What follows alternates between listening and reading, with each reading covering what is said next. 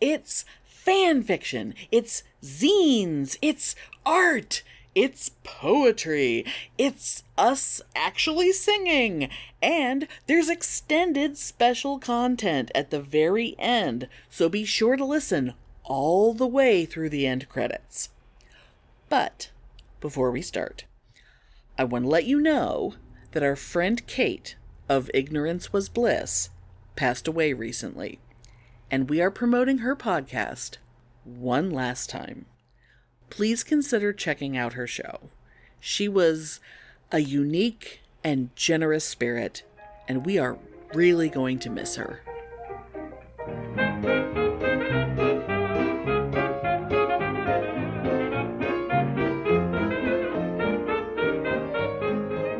Welcome to Pitney and Amelia's Bitchin' Boutique. We may be awful, but we're right. Oh my god. Look at this. Who is that? Who's it supposed to be? Oh my god. That's amazing.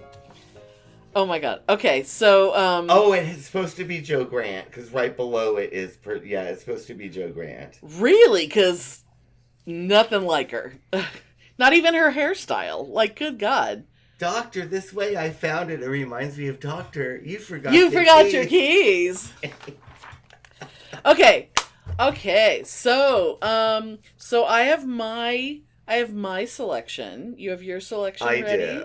I do. Okay. Indeed. And you're going to flip a coin and to decide which one of us gets to shock the other one first. Yes. Okay. Okay, I would like to call tails. Okay, here we go. And you will hear it clunk. Okay. And it is tails. So I get to read mine first. Okay. You have no idea what I'm about to read. She did what the captain ordered. Kirk walked over and inserted his manliness into the quivering wetness of the communications officer. He pumped and pumped until Uhura began to moan unknowingly. She began to say Kirk's name over and over again. James, oh, James.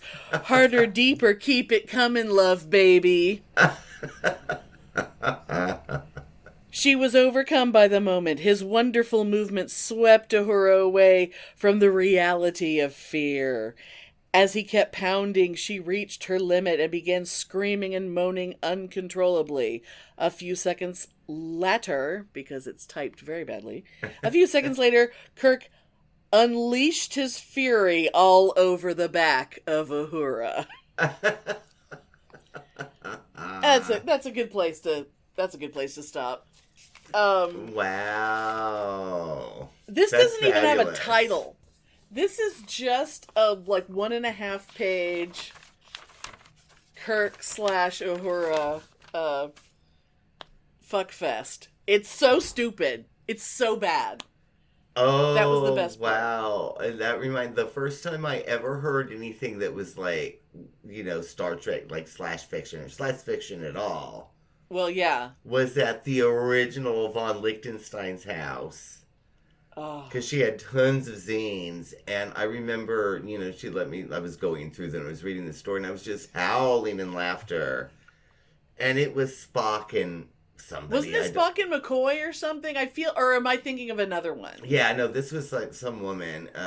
I don't remember who it was. Okay. But she remembered talking about, his blue vein tumescence.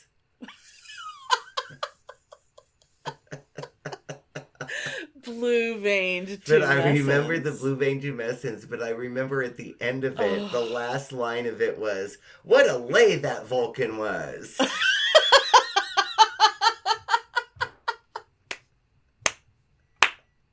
Oh my god. I just remember laughing and laughing and laughing and,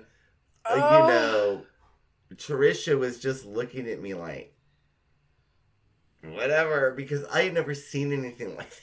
Well, no. And thinking about it, I don't know, 16 years old, 15, And back then, you had never even seen any Star Trek. You didn't didn't start watching any Star Trek until No, much, I had much no later. fucking clue what it was. No. Yeah. Because I remember being utterly, utterly shocked that one time I came to visit you when you moved to San Francisco, and I said something about Star Trek or something, and you were like, I don't know, I've never watched Star Trek. And I'm like, how dare you? Yeah, I was clueless, yeah. Who the hell even are you? Because at that point, I really had not watched anything other than Doctor Who.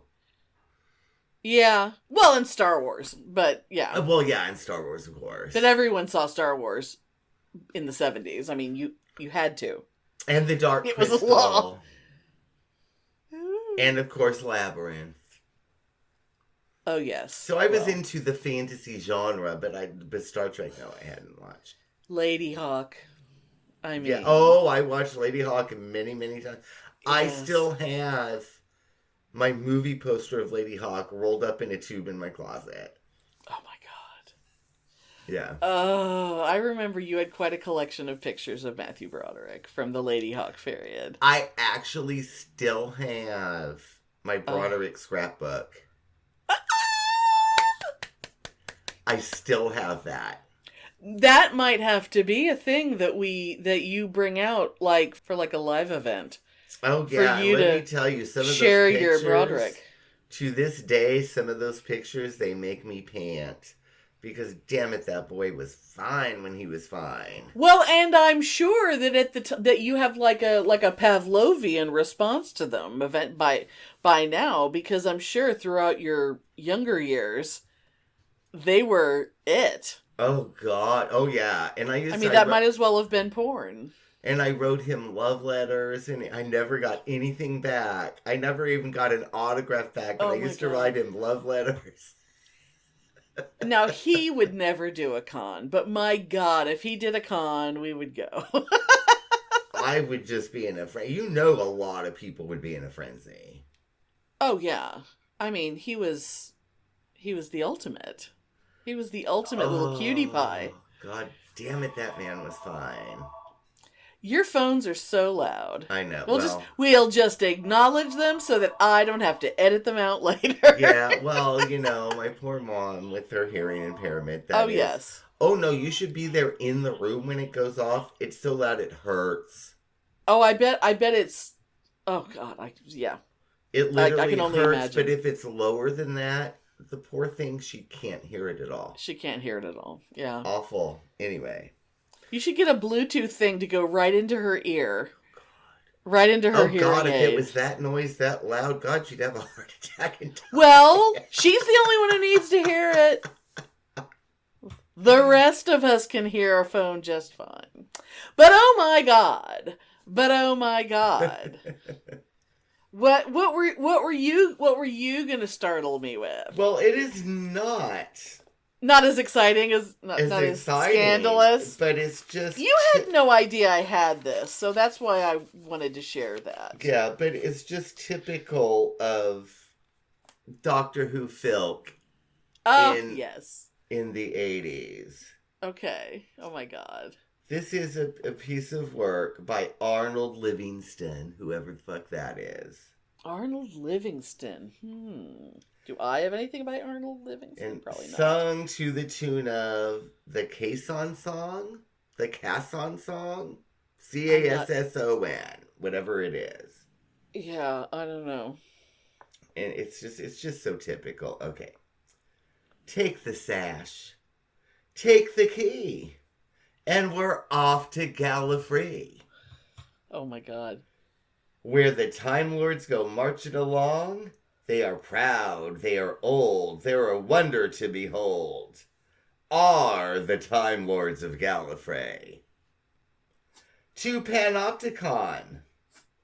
They've got their good duds on. They really know how to strut their stuff. Experts at pomp and circumstance are the Time Lords of Old Gallifrey. Oh my God. I think I might be right. Now I think it might be this. Remember I said the caissons go rolling along?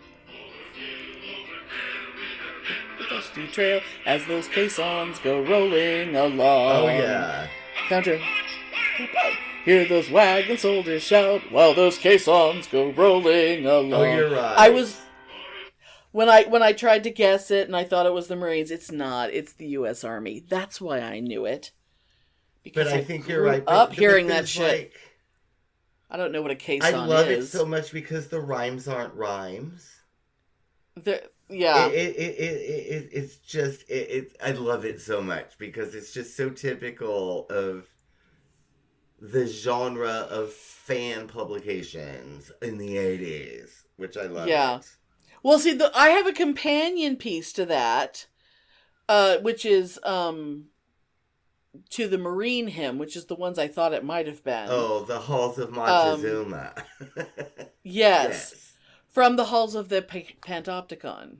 Oh. I'll just read it. Yes. I'll sing some later. Oh, yes. Promising that I will. From the halls of the Panopticon to the shores of Gallifrey, we will not interfere with time and space. We will just sit back and see. Oh.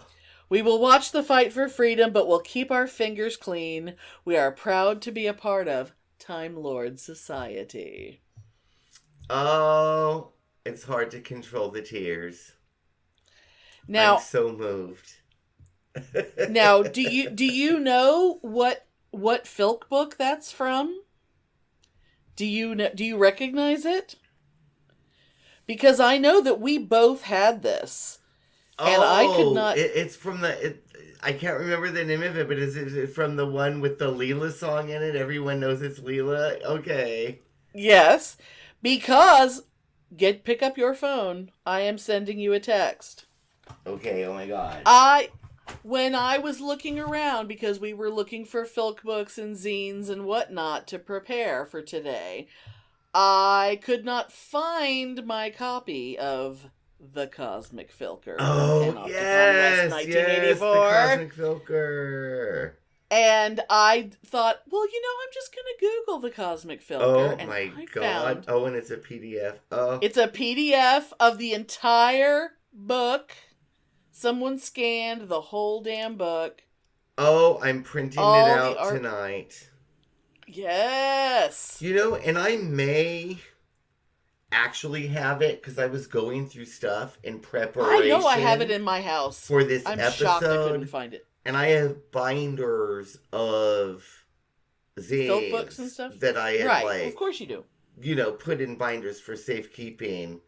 And right. I did not look through all of it. I just... Right. I may have that because I know that I wouldn't. That's not something I would have gotten rid of. Oh, totally. Because, goddamn it, well, see, I have have a drawer. That thing I just read out of, for fuck's sake. I have, exactly. Oh my god! Speaking of filk, I have Is it Yophon?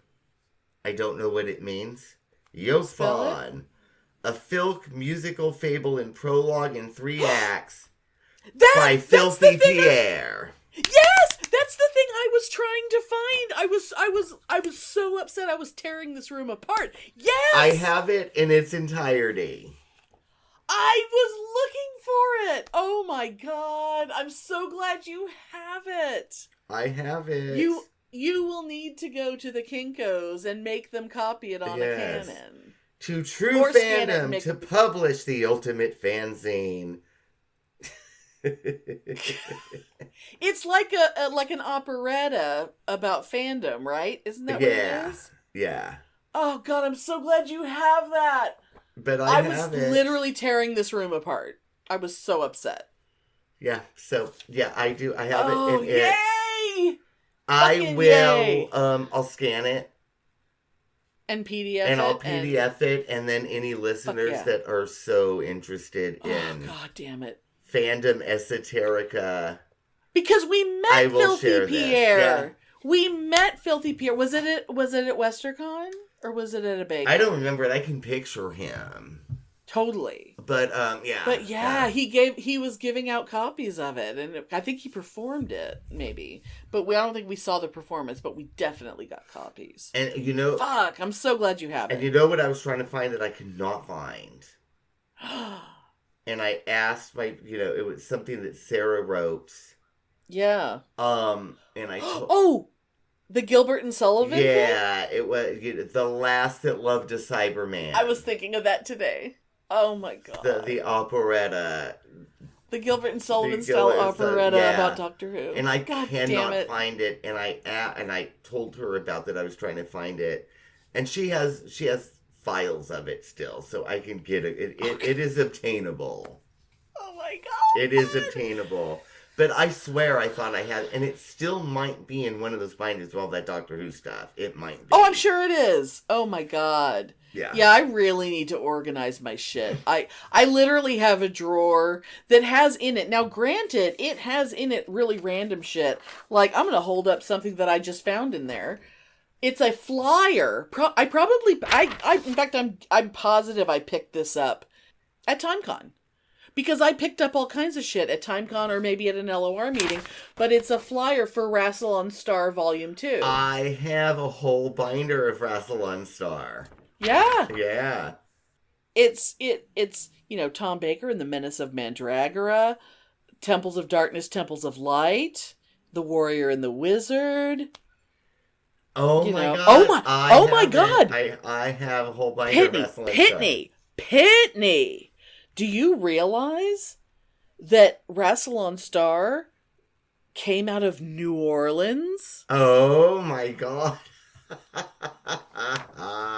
New Orleans, you guys. New Orleans. Ooh, maybe Chet's mom was the editor.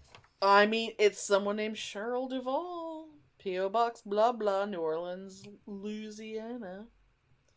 Self-addressed stamped envelope, please. Ooh, maybe it's like the Kiss comic books, and like the first printing of it has like genuine Chet cum in the ink. Oh my god. Oh my god.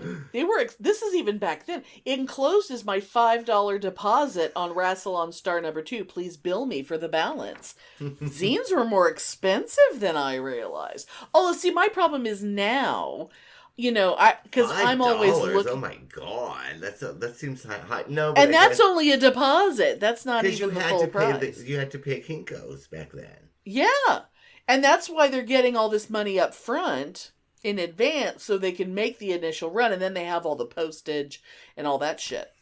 But oh my god, like because I look for zines like on eBay and shit. Like I cannot even begin to explain the ecstasy of finding dozens and dozens of Starsky and Hutch zines. Oh. And on eBay, but they're so expensive. Like I don't have Starsky and Hutch zine money.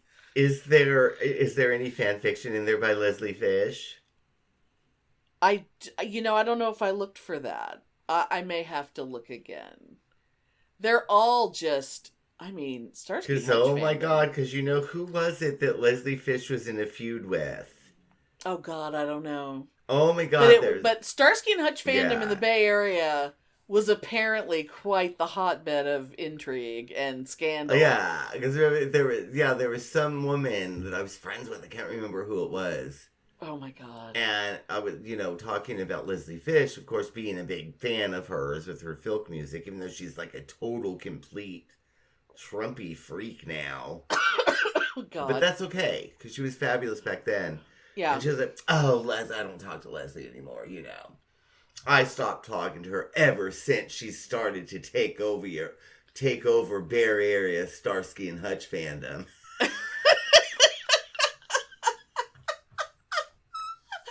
Oh my god. If anyone within the sound of our voice knows anything about Bay Area Starsky and Hutch fandom, please write to us, because we have long fantasized about what the fuck was going on in the 80s in Starsky and Hutch fandom. Like if I'm having a bad day at work and I can be grumpy as fuck, I'll just talk about whoever the fuck it was that stopped talking to Leslie over Starsky and Hutch fandom, and I'll laugh, and then I won't be stressed anymore. No! Just because the world is a wondrous place. The world is filled with fucking crazy people who we are among them, and we love them. But oh my god. Oh my god. That's amazing.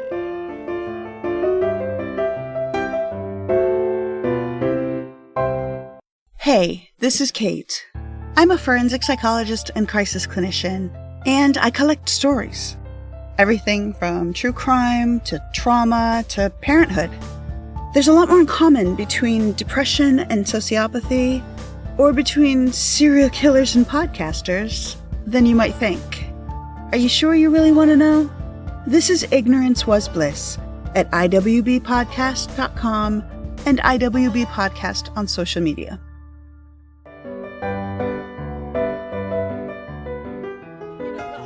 Okay, so maybe should we pause for a moment and just explain so what this is about? What the fuck are we talking about? So, welcome back to the Year of Us, and celebrating 40 years, the 40th anniversary of Pitney and I meeting and becoming besties. And our insane fucking life and our ridiculous interests. And we had...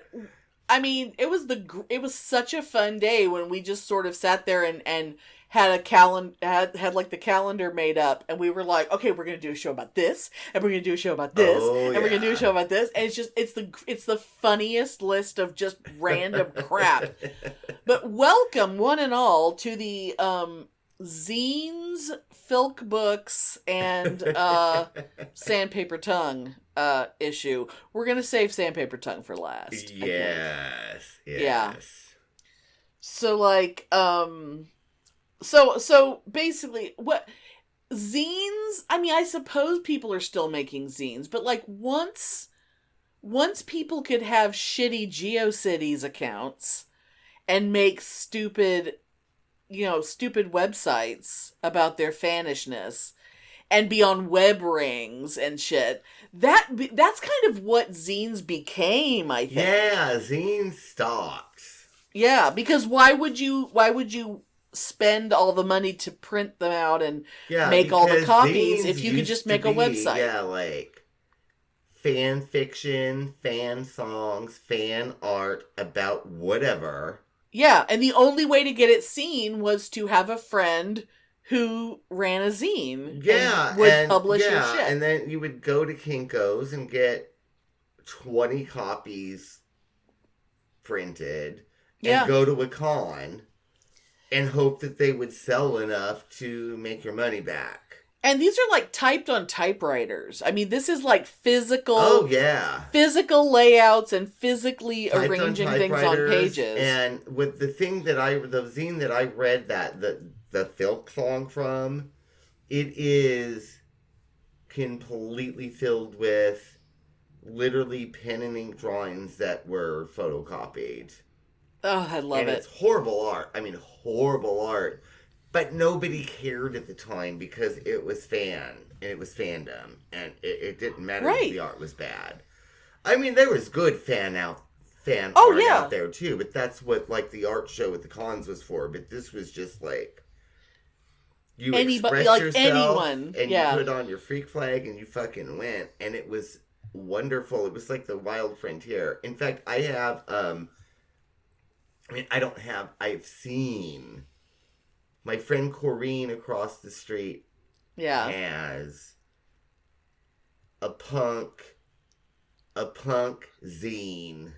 Oh, yeah. That came out in the early 90s. Yeah. And it has artwork and a little article by Billy Joe from Green Day. Oh, right, because he lived there. He was a Bay Area guy who actually I partied with at BayCon one time. Yes! Before he was anybody, because he was dating a friend of mine. Right, exactly. He was just her cute musician boyfriend. Yeah, and he is a suburban boy from Millbrae, California. Thank you very much. Oh my god. Well, there's nothing more angsty than a white suburban boy. I know. And people always ask me, like, oh my god, blah, blah, blah, what do you name him? And it's like, I honestly remember nothing about it other than his name, and he was there. Right. And I think I probably thought he was hot because, of course, I did. Oh my god, I can only imagine how hot he would be at but that age. But there's no memory. There's no memory. I mean, there's nothing. It was, yeah. That he was there, and he was Branwen's boyfriend, and that's literally it. But people. And then years later, oh my god, you knew him, and it's like, no, I didn't know him. You met him, yeah. But it's cool that he used to go to Baycon, right? We probably know a lot of the same people, but he was hanging in a slightly different group. But there was going to be a lot of overlap between us and the Billy Joe. Oh my god. But zines. The thing about zines. Well, I mean, I guess, wait, when did you know Vivian? That was at the Omni? Yes, when I worked at the Omni Hotel. So that was early 90s. So that was 92, 93, yeah. Yeah, because right after you 92? Yeah. 92, or 91. You weren't here in 91. Oh, it was 92 then. You got here in 92. Yeah, it was 92. Oh, God, she was fabulous. Oh, and speaking of Vivian. So she would have been part of the last gasp of zines. Yes. Because the internet came right after that. But, when we were talking in the last episode about Dee Dee walking around with her wasp scrapbook. Yes. I thought of Vivian because Vivian would come to work every morning and she would walk through the kitchen to get to the front desk because she worked the front desk for reservations and whatnot. Right. And the layout of the hotel at that time was you had to go through the kitchen. Sure. There. Sure. Right? And what did she have clasped in her arms every morning? But her Zorro scrapbook. Oh my god. Oh my god. And she was just like Dee Dee. She was like, you want to see my Zorro scrapbook? Oh god, she's just the ultimate. Sure. I would love to see that. Oh my god. And it was Zorro fan art, and I don't remember if I wonder what version of Zorro she was into, because that. If I remember exactly, at that time there was like some shitty Zorro TV show or something. There was some like shitty TV show. Yeah, there had to have been. Because the movies with like Antonio Banderas came way later. Yeah, I think it was. I don't remember. I mean, we could look it up, but yeah, she was way into it. She had her Zorro scrapbook. Oh my god, I love it. And that is how I became friends with her, because I was like, "Oh my god, really?" And so we started talking about fandom, right? And she realized that I was a fan, and that is why I ended up purchasing 2 issues of the zine that she quote unquote edited. I was gonna say she didn't put everything in it, but she put the zine together. Yeah, called Merlin's Mixed Media Madness. Oh my god, yes. Which has a little bit of everything, and they're fabulous, and they're absolutely treasured possessions of mine because they're completely irreplaceable. Oh my god. And I do have one of them autographed. Oh my god, I love that so much. One of them is autographed, and I think it's this one. Autographed by her, though, yes. Yes. Oh, look at the kitty. Yeah, if I remember right, the Merlin of Merlin's Mixed Media Madness was a cat, right? Yeah. Wasn't there always a cat on the cover? Oh, yeah. Thanks, Pitney. Vivian. Vivian. Oh, yeah, and this is actually reading this. Copyright 1957. 1987. Oh. Number 48 of 50. Oh my god. I could maybe sell this for thousands and thousands of dollars online. I'm sure you could. It's highly collectible. Since we talked in the last episode, since I talked a little bit about highly collectible, I must tell you that driving around in my car, I suddenly had this idea that if I were to start actually doing drag, I would do woman drag instead of drag king stuff. But because I already practically do anyway. But my drag name could be Haley Collectible. Oh my God, yes. Yes. Or then I thought we could start a business and we could move to Florida and we could start a store called Hialeah Collectibles. Yes. In Hialeah, Florida. And there's nothing more fanish than starting a business. Starting a business. I mean, do you know what Spockheads go for in this economy? Porcelain Spockheads? All right, anyway, though, I can we talk a little bit about what was in Merlin's Mixed Media Madness, like our favorite things from that, because I can't wait any longer. I must hear. Oh yes, oh my God. Let me wait. I'm reaching. But before we go into that. You're the squeakiest chair, oh my God. I know. But before we go into it, I have to say, there's numerous issues of this that I do not have. Oh my God. And I remember... You've looked online, though, haven't you? Yeah, I remember the Star Trek convention that used to be at Westgate Mall in Austin. Yes, I remember. They used to have a booth. I remember it had to be you and me. Yes, because I remember. Vivian had a table, remember? She was there, and and you looked up and suddenly you saw her. Like, we were about to start making fun of her, and then she was there. Yeah, and then we were I was going to make fun of her. We were going through copies of the other zines that she had. Right. And I don't remember the content, but it was a particular heinous poem about Data.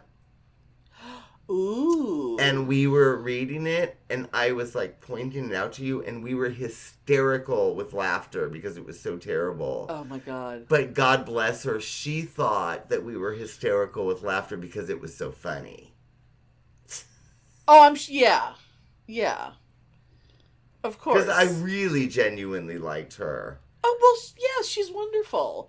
But I remember at that time, I was a broke bitch, and I remember I couldn't afford to buy. Oh, yeah, we didn't have any money. But God damn it, I wish I had all of Merlin's Mixed Media Madness. Yes. But see, that's the thing. Now that we have a little more money, that would be an incredible find. But the thing is that she just writes the most amazing poetry. You guys, you just don't understand. And much like the glory of Starsky and Hutch fandom, sometimes I don't want to encourage people, like, especially like when you get into fan fiction, because there is, well, kind of like, what is it, Rule 86, that if you can think of it, there's porn about it. I think it's Rule 86, but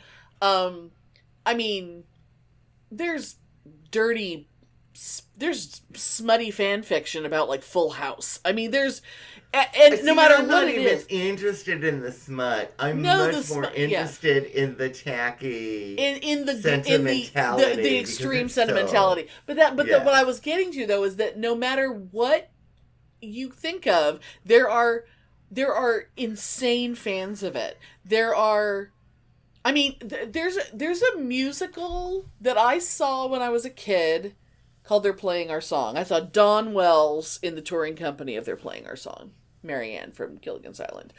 And one day I was trying to see, because I'm always trying to remember who her co-star was, because I feel like he was an actor that was of some known, but I could never remember who it was. And I was looking online to see if I could find out. And I found out not only that, oh my God, the year that musical was on Broadway, it was all over the Tonys. Lucy Arnaz and Robert Klein performed the big They're Playing Our Song from it. Horrible. Who cast Robert Klein in a musical? Anyone, after you listen to this, go to YouTube and look up They're Playing Our Song from the Tonys. But the important thing is, when I was looking it up, I found out there are all over the world, in like every country in the world, there are people that they're playing our song is their favorite fucking thing.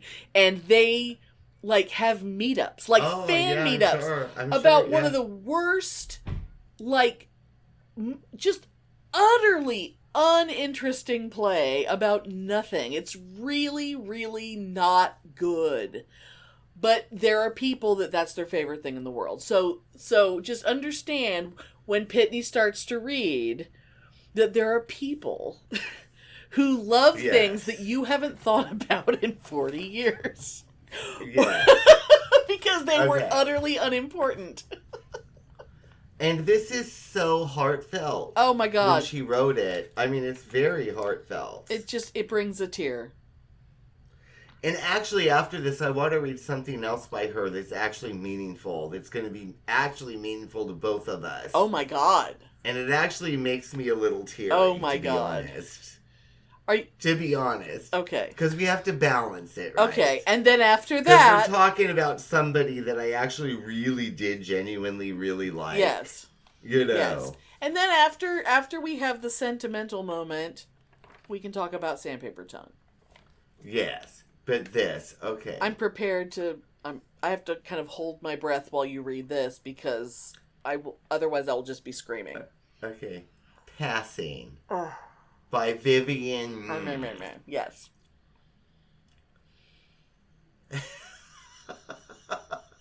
Okay, you have to actually be able to read it. You've done dramatic reading. Okay. Oh, should we point out that you've done dramatic readings while a friend's son played the violin? Yes, I have done dramatic readings over violin of this poem. Yes. Okay, I'm ready. The Lone Ranger and Tonto, that's the way we were. But I don't think Tonto ever gave Ranger all the trouble I gave you. Hey! I passed the bar, did I tell you that? That's why I haven't been around so much. There were so many times I never thought I'd make it. But you never had any doubt, did you? Hardcase Donkey, Arkansas Mule. All the names I called you. And all the ones I never said. Teacher, father, friend! The best friend I ever had. It was one car chase too many. That's what the doctor said. But we caught the bad guys, Hardcase.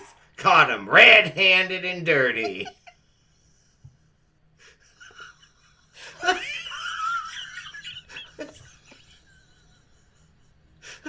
Oh my God. Should I start the stanza all over so it flows? No, I think it's fine. Just go. Oh my Lord. Oh my God, I'm tearing up. I know you are. Okay. I know. Okay. Caught him red-handed and dirty. Yes. Red-handed and dirty. And go.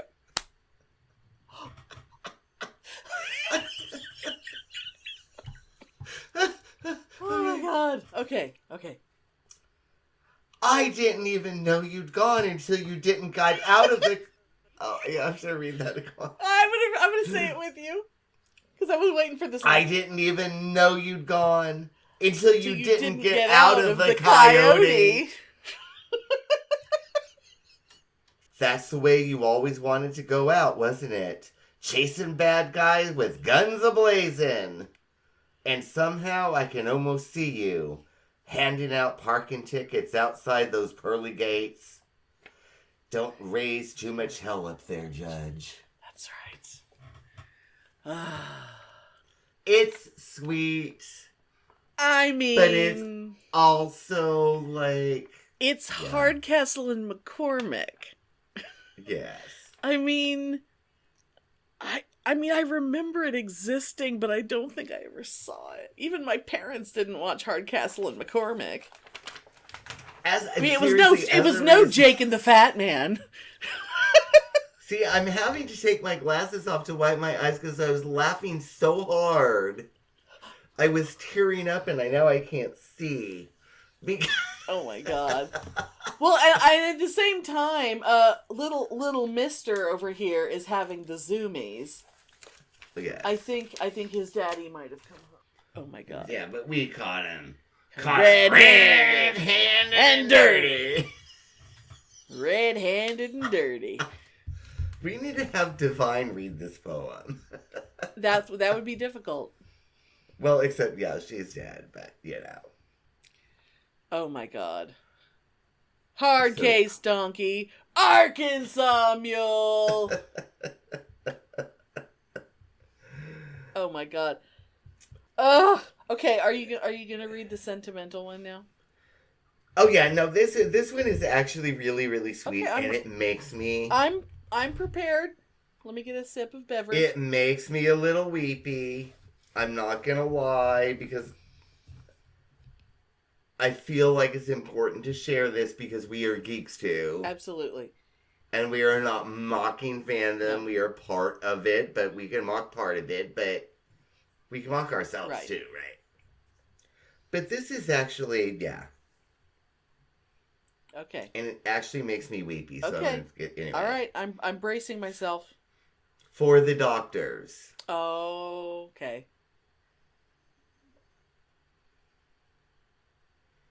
See, I can't even read it. Oh my god, dude! No, it's funny because me and Sarah were talking about Legion of Rassilon and the Doctor Who fan club and everything. And I read this to her. Anyway, okay, so. Oh, did it? Oh my god! Did it grab her? Did she like it? Oh yeah. Okay. But it's like the story of my life, right? Oh no! Oh my god! It's the story of my life. Okay. I was so different before I met you. So quiet, shy, and alone. Then one day I found you. God damn it, I don't know if I can read it. Okay, well, you know what? Read it sometime later. It's fucking ridiculous that I can't read it. I know. Okay. Read it sometime later, and we'll just we'll make it a special thing at the end. How about that? Yeah. You think because I can't get through it. No, I understand. Aw. And you won't be able to either. No, I can already tell. Aw. And this was in the same one, so it's in 87? Yeah. Oh. Yeah. But yeah, no, you won't be able to get through it either. Oh, that's so sweet. All right, well, we need to mur it up then.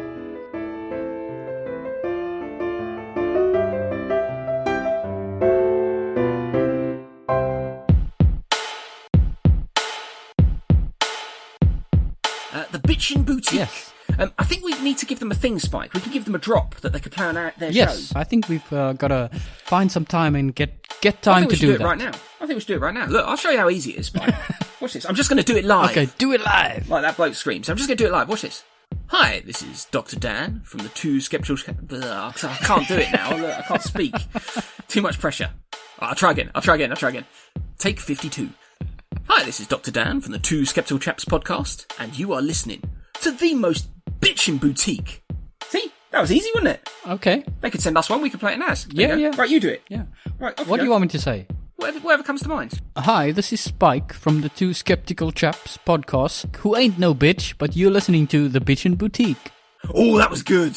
I hope they use that. Let's see if they cut it and put it in their next show. Diplomatic community.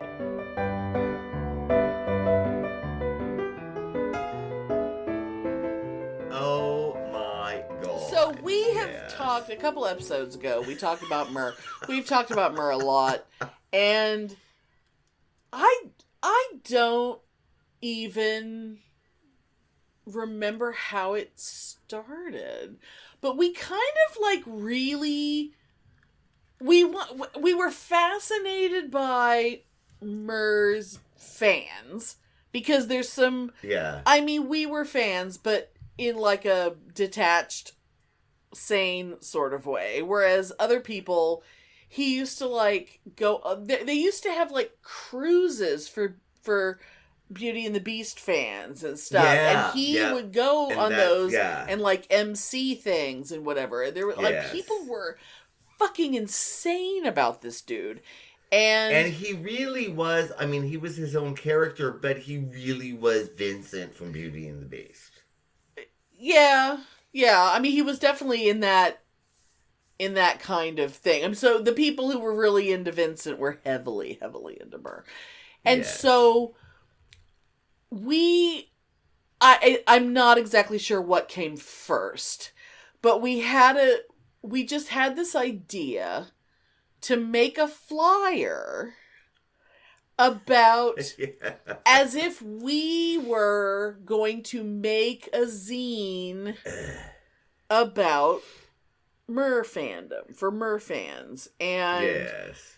it was called Sandpaper Tongue. Sandpaper Tongue, because he was feline. Because he was a and bobcat. Yes, he was an anthropomorphic bobcat. But no, but I was, at that point, I was full on obsessed with Mur. Oh, yeah. I had pictures of Mur in my cubicle at work in the payroll office at UT Austin. Oh my god. Yeah, I didn't do that. Absolutely obsessed with him. I had pictures of him. You have your baby boy t-shirt. I had my Murs Lair t-shirts. Yes. I was fucking obsessed. Yeah. And not with with Mur the character, definitely not Mur the man. Yeah. I mean, we talked about it some in a couple episodes ago. No, but I was obsessed. Not sexually, but just... No. But we were obsessed with the fact that there were so many the mermaids. Oh, that the mermaids were so fucking hot for him, like to the point of just being driven to distraction. So we decided to kind of pose as mermaids to create a flyer that we made a bunch of copies of them and we put them on tables at a con, and I cannot remember which con it was. But with the idea that people would think it was real. And we even set up a Hotmail account for that. 100%. I set up an email account with the name that I'm using now, Amelia Lobby Bar. Oh, was that it? I don't remember that. Oh my god, how fabulous. Amelia L. Amelia Lobby Bar. And of course, Lobby Bar was a play on the lobby bar, which was LOBBIBAR at the Hyatt Regency DFW back in the day. Yeah. It was the lobby bar. And so, we'd be in the elevators at that hotel with, posters or whatever, signs in the elevators advertising, oh, come down to the lobby bar. And we would just be like, lobby bar. Ooh, it's the lobby bar. So anyway, Amelia Lobby Bar was running Sandpaper Tongue, and she was going to... And the thing was that I wanted to be prepared to... If I got submissions, my intention was to put out one issue. Oh, yeah. If we got submissions. I totally thought we were going to get naughty fan fiction. I totally thought we were. I would have accepted anything that anyone sent, and we got nothing. But in the meantime, if I was going to have one, it would make sense that Amelia Lobby Bar would have her own things in there. Because I would be taking submissions to put in with mine. Yeah. And I started writing poems, and the flyer had some of my art, which was a composite of, it was the Matisse painting that has like naked women dancing in a circle. It could have been called the Muses. It could have been called whatever. I don't know. But I basically took those women, and I found a picture of Mur just standing somewhere, and I put him in the middle so that the naked women were dancing around him in a circle. And I made a whole logo for the words sandpaper tongue. I did a whole thing to make it and look I thought that was real. a brilliant name, Sandpaper Tongue. It's it was brilliant. so good, and it's really, really upsetting that I got nothing. Because up to a year. Fucking person. Up to a year, I kept checking that account. Because I thought, even if someone picked that up and they didn't have something at the time, if that inspired them to write something or create something, I'll give them time to do that. But not one goddamn thing. No, and I do remember God, what con was it? I don't remember. It had to be Project Acon, maybe. One of the Acons, maybe. No. Could have been GalaxyCon. I don't think Galaxy was at that hotel. God, I don't. Although it's possible that we didn't leave the flyers. Uncommon Con. No, because that was the con that the worst person in the world was. You did a good job ignoring me in Dallas. Yeah, anyway, I don't remember, but I do remember Murr was there. Whatever con it was, he was there. And that was part of it. You know he saw those flyers. I mean, And I want to know what he thought, because he saw them. He had to have. But he certainly didn't contact Miss Lobby Bar. Oh, no. And I don't think I don't think anyone's ever figured out Lobby Bar. And did they think it was a mockery? I don't know, because we didn't make it look like it was. No, because at the time we were serious. We really wanted submissions. I mean, yeah, we wanted it to happen. We wanted it to happen so that we could laugh our asses off. But we didn't put it out there as a joke. We put it out there as, I want to make one issue of Sandpaper Tongue. And if it had gone over well, we could have hired Dee Dee to be our artist. I mean... Because, she was very experienced in the anthropomorphic porn, Well, at least as far as it went to Blackie Lawless with the wolf's head. Yeah, but it could have been like half Jamie, half, half cougar. Bobcat. He's a bobcat. Oh, he's a bobcat. Oh, please. Like I don't know any furry artists. Please. Oh, that's true. Furry artists, I mean, you can't swing a cat at a con without hitting a furry artist. And I could just see, in the first story, because remember the last line of that story, the Star Trek story we were talking about at the beginning, what a lay that Vulcan was. Oh my God. Maybe. What a lay that bobcat was. It's like, give me that bobcat cock. Yiffy. But God damn it, yeah. I wish I could remember. I mean, old hard drives somewhere around this house contain the beginnings. Yes. It has Sandpaper Tongue. It has, all my and I stuff from fandoms of yore. Yeah. At the time, I was actually very surprised that we didn't get any submissions. 100%. I thought we'd get at least one thing. I really thought we would, and maybe people were like, it could have been, too. It could have been sort of like that. Who the hell is Leslie Fish taking over Starsky and Hutch fandom? Oh, that's true. The mermaids could have been like, we don't know her. Who the fuck are these people taking over mer fandom? That's true. It could have been that. The mermaids could have, put a hit out on me. I definitely think that could have been it, because at the time... Oh my God, wouldn't it be amazing if I got a cease and desist? Oh my God. Yeah, but at the time, he was the height of his prowess. That's true. I mean, sausage it was, but it was all over Central Texas, And those mermaids are fucking serious, man. You don't You don't fuck with them.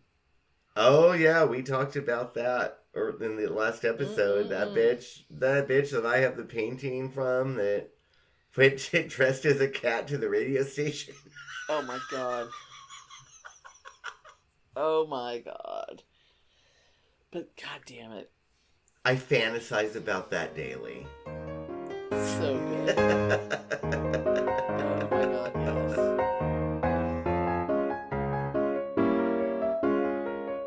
Do we want to sing a little Leela? Oh, to end the episode, do we want to sing a little Leela? Yeah. I mean, not that we need to get the words out, but... It's coming out. Oh, I totally know it. I mean, you can follow me if you have to. Oh, I totally know. All right. I sang that song a million. In all these years, you corrected me. Yeah. All these years, I thought you wrote it. Nope. But you did write Cybees. They're all silver and shiny. I wrote Cybees, they're silver and shiny. And I wrote that Romana song. It's Quiet in the Vortex. No, I didn't write It's Quiet in the Vortex. I wrote, because that's the John Denver one. I wrote the Barry Manilow Romana song. Oh, yes. Remember, Romana, when you left at the gateway to East Face? Helping the Thorals, Romana. Yes. The memory of you I may erase. Yes, I do remember. I can't remember all the words. It's been a very long time. On that note, shall we do Leela? Oh Lord, okay. Do we need music? Maybe we need music. I think we need music. All right, hold on. Okay.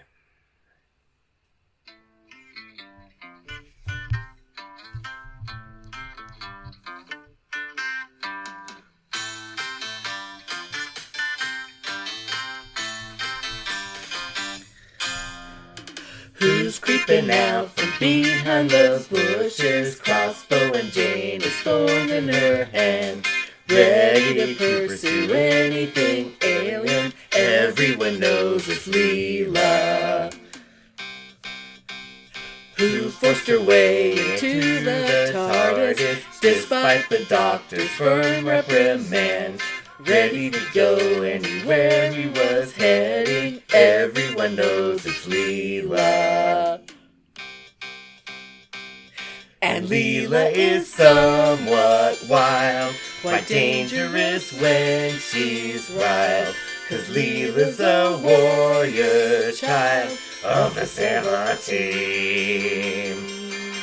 The 17, the 17. Musical interlude.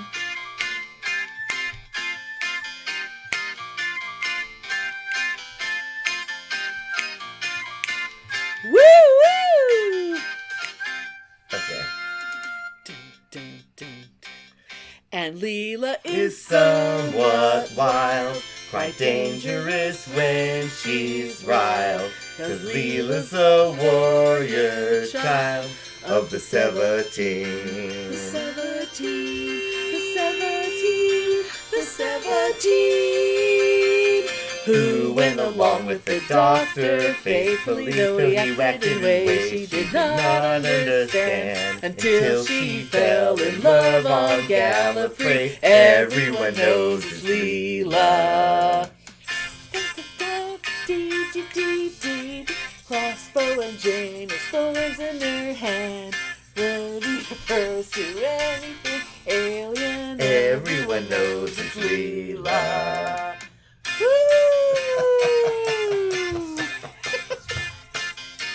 La la la la la la la la la la la la la. Everyone knows it's Leela. Woo!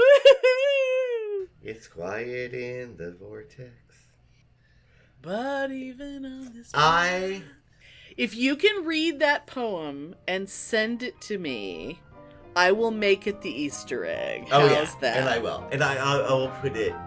Should I put it to music? What should I mean, put it to? we're already going to have a damn copyright violation because of the Leela music. Oh, Lord. So, fuck it. Thanks for listening. If you enjoy our show, please take a moment to rate and review us wherever you listen. If you send us a screenshot of your review, we'll send you a Bitchin' Boutique sticker. Everyone loves stickers! Please subscribe or add us to your favorites wherever you get your podcasts. Subscribers get new episodes first and are also more attractive. Drop us a line anytime at PitneyAndAmelia@gmail.com. We'd love to hear from you. You know, we didn't sing If You Knew Sutek like I knew Sutek. Oh, what a fiend. Now, the problem is that song isn't in this book.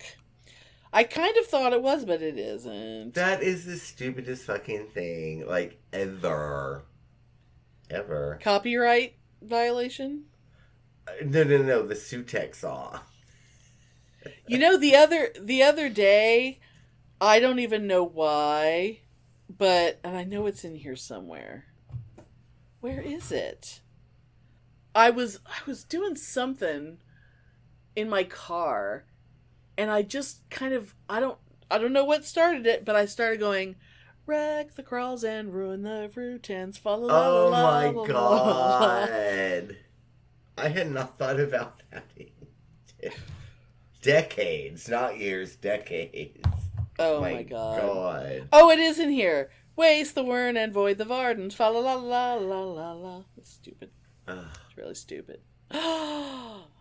Hey, look out, villains, I've got a knife.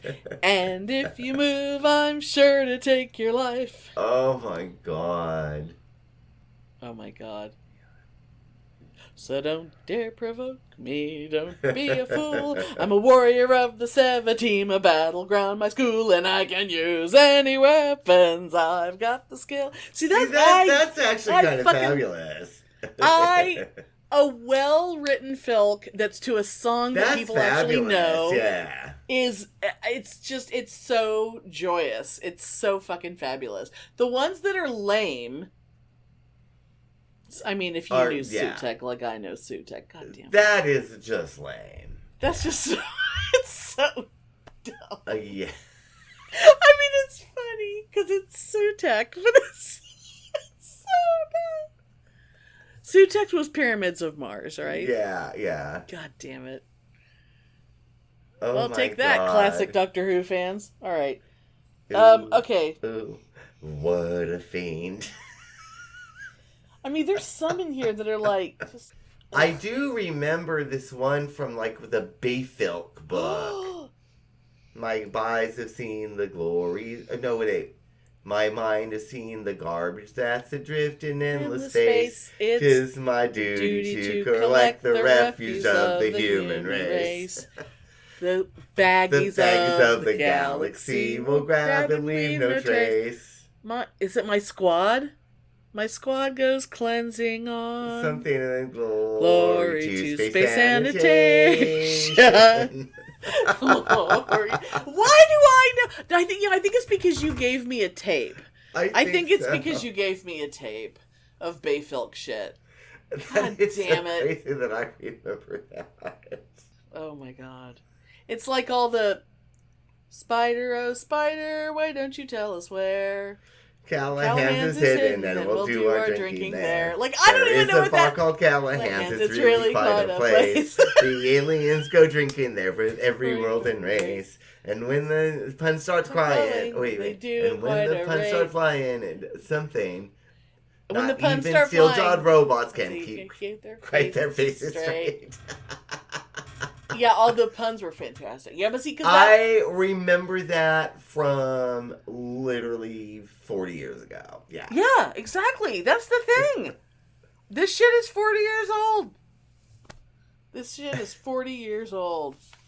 I have pieces of paper, flyers I picked up in August of 1984, and I kept them tucked inside a thing with everything I picked up at TimeCon. Yeah, and it makes me happy that I still remember songs from a long-forgotten book series that made people laugh 40 years ago. Oh, That's yeah. kind of fabulous. And I know I'm not the only one. Other people remember that shit too, but there's not very many of us. Sure. You know. Absolutely. Oh my god. Spider, oh spider, Why won't don't you tell us where where Callahan's Callahan's is hidden, Callahan's is hidden, and then we'll do our drinking there. Okay, nobody needs to hear me sing anymore. Anyway. I remember. Or maybe they do. Maybe they do. Maybe they do. Maybe But they're not gonna. Maybe we'll have a maybe we'll do if people ask for it. And by people, I mean 3 people. If 3 people ask for it, we will do a live show and we will just sing all of these, every song we can remember. And we should do a 20-minute version of Band from Argo with all the alt. I don't know the alt. I only verses. know the main. We could print them. I don't know them either. You'd but we have could to print find them. I'll sing it if you 3 people. If you're one person and you would contact us either via social media or our email, and then if you think you might just be alone, get your friends, make your friends listen, and then have them contact us. It would be fun. It's not you and your 2 balls. That doesn't count. It has to be 3 people. Frightening but fun. Yes. It will be amazing. And I will record that poem. Thank you. When I'm able to. Yes. Yeah. It'll be. You'll get it together. However, you gotta do it. No, it is emotional though, and I think it's gonna. Yeah, it's gonna. No hurt joking. Me. Yeah, you're gonna tear up. Yeah. Because it's like it's us. Gonna hurt me. It's us. Oh my god, it's us. It's us. Anyway, all right. Well, that's good because it's the year of us, so it's us. Yes. So yes. fabulous.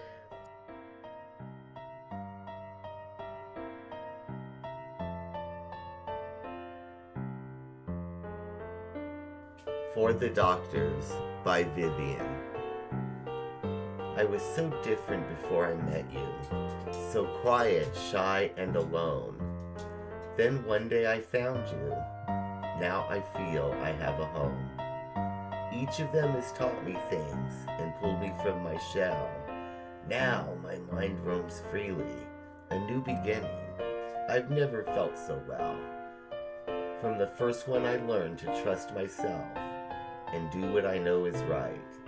And that respect has got to be earned. You can't get it overnight.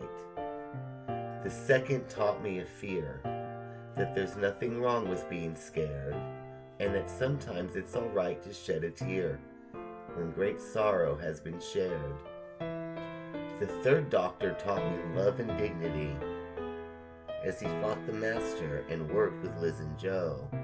He finally earned his freedom, didn't he, when the Time Lords let the TARDIS go. Oh, the fourth one was a merry elf.